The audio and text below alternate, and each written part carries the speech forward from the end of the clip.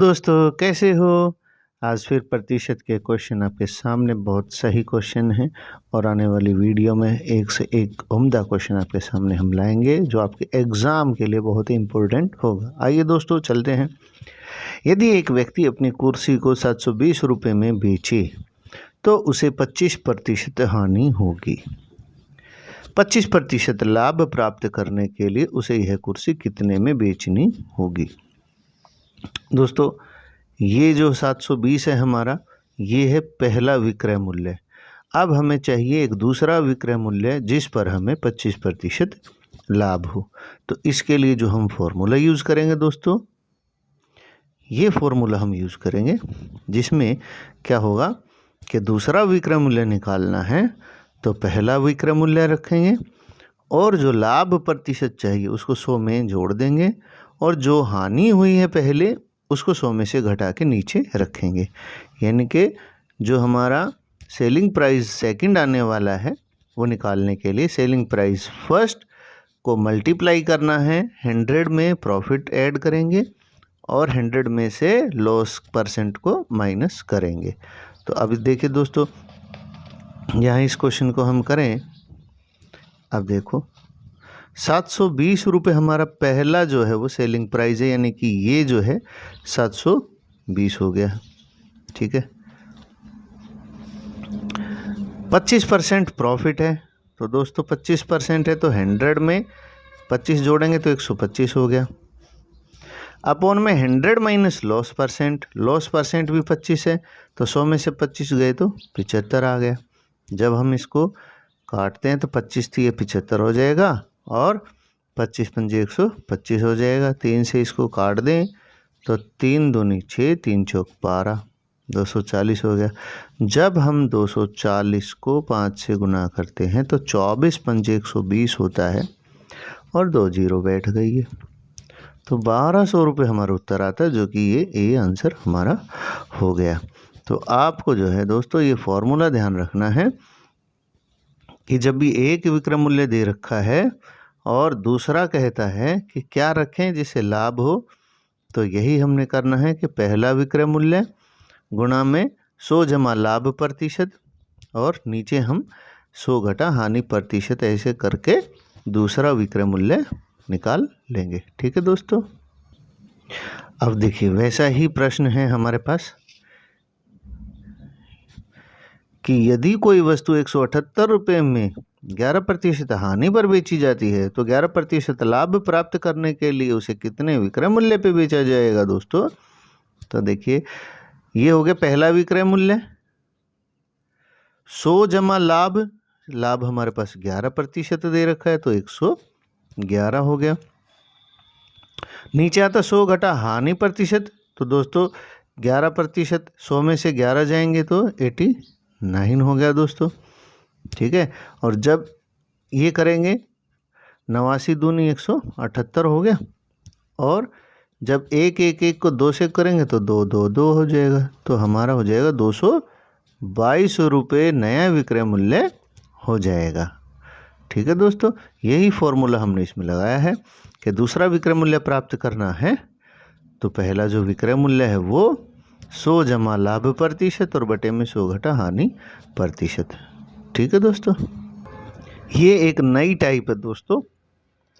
इसमें क्या होता है कि कोई सामान बेचा जाता है तो 5% की जैसे हानि हो गई है और फिर अगर थोड़े लाभ पर बेचता है तो उसको जो है 80 रुपये का लाभ होता है, अधिक मिलते हैं।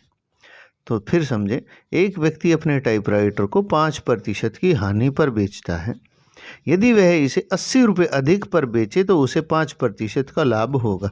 टाइपराइटर का क्रय मूल्य क्या होगा दोस्तों। इसके लिए जो हम फॉर्मूला यूज़ करने वाले हैं, ये हमारा फॉर्मूला है कि जब भी हमें क्रय मूल्य निकालना हो तो क्या करेंगे, 100 बटे में लाभ प्रतिशत जमा हानि प्रतिशत और गुणा में यहाँ क्या करते हैं, रुपयों का अंतर।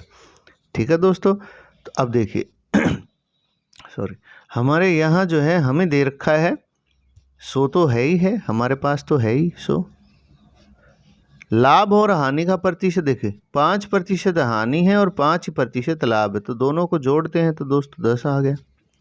रुपए का अंतर हमारे पास कितना दे रखा है कि 80 रुपये अधिक प्राप्त करता है, 80 रुपये पे ज़्यादा बेचे तो, यानी कि अंतर कितना 80 रुपये है।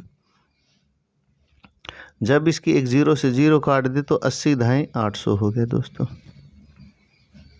ये हमारा उत्तर आ जाएगा।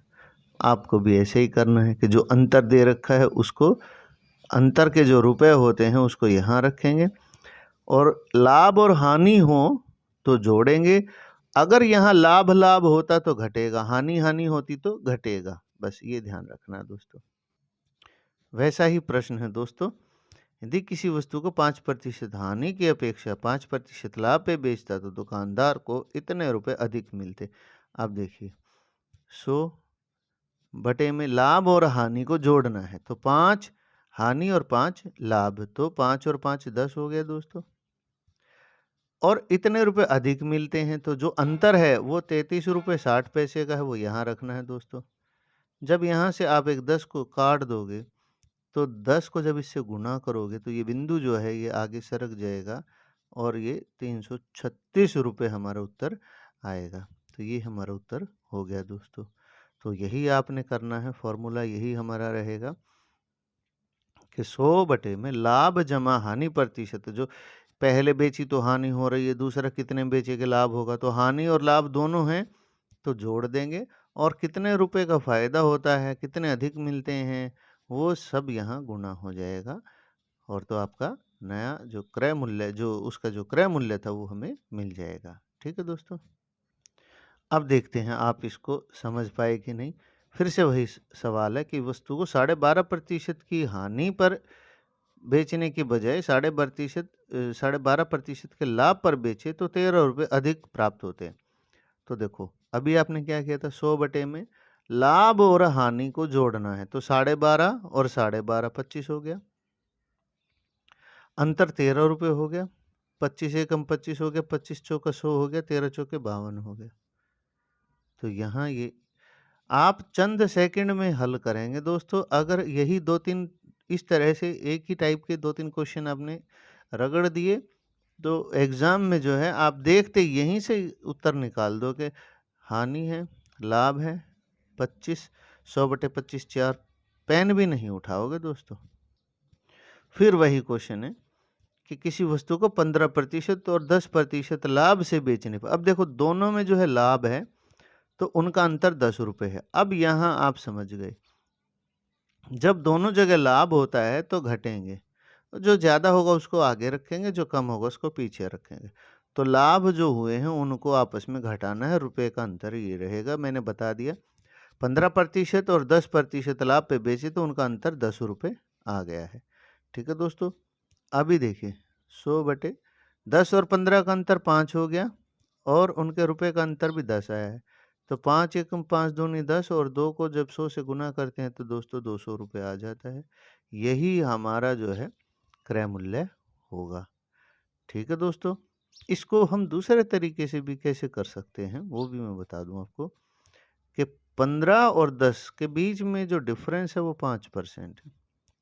जब 5% 10 रुपये देता है तो इसको अगर मैं 20 से गुना करूँगा तो 100% हो जाएगा, इसको भी 20 से गुना करूँगा तो 200 हो जाएगा। ये भी हमारे पास एक फॉर्मूला होता है। जिसको परसेंट अच्छे से आता है, हमारी परसेंट की आप वीडियोस देख लें तो उसमें भी आपको अच्छी अच्छी ट्रिक्स मिलेंगे। एक दूसरे प्रकार का देखते हैं, ये देखिए, जब क्रय मूल्य और विक्रय मूल्य अनुपात में दें तो लाभ प्रतिशत बताना। देखिए 20 और 21 का अनुपात है, तो आप लाभ परसेंट निकालना, तो इसको 100 कैसे करेंगे, इसको 5 से गुना करेंगे तो 100 हो जाएगा, इसको भी 5 से गुना कर दो तो 105 हो गया। अब 100 की वस्तु 105 में बेची तो सीधे सीधे यहाँ 5% लाभ हो गया, है कि नहीं। अगर ये होता 5 और 6, 5 को 100 बनाने के लिए 20 से गुना करते हैं, तो इसको भी 20 से गुना कर दो, ये 120 हो गया, और 100 और 120 में जो अंतर है 20 है, यानी कि 100 पर 120 यानी 100 पर 20 का लाभ, ये लाभ प्रतिशत हो गया। तो इस तरह से अनुपात से भी हम लाभ प्रतिशत निकाल सकते हैं दोस्तों। तो आज के लिए हम वीडियो ज़्यादा लंबी हो जाती है।